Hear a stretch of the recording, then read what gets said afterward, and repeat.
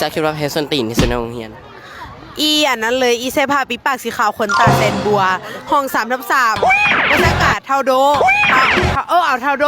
โดสมโพสีคนวันนี้เขากับสิมาสัมภาษณ์คนในโรงเรียนเนาะ EP 5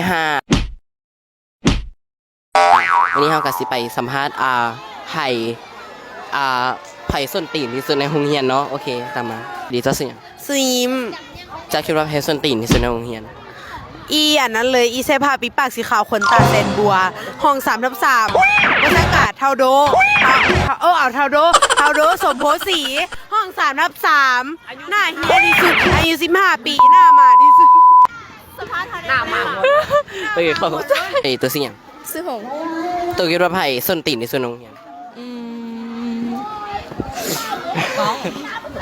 บักกล้องห้องไหน2ให้ความกวนตีนของเราจากเปอร์เซ็นต์1,000สวัสดีตัวเสียงนัดตัวคิดว่าไผ่ส้นตีนที่สุดในโรงเรียนเจาะไอ้สัตว์ให้ความกวนตีนของใครเท่าไหร่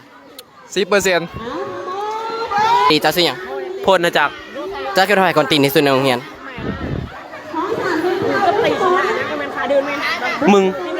พูดคำนี้กับกูแบบนี้นะมึงให้กวนตีนกูเท่าไหร่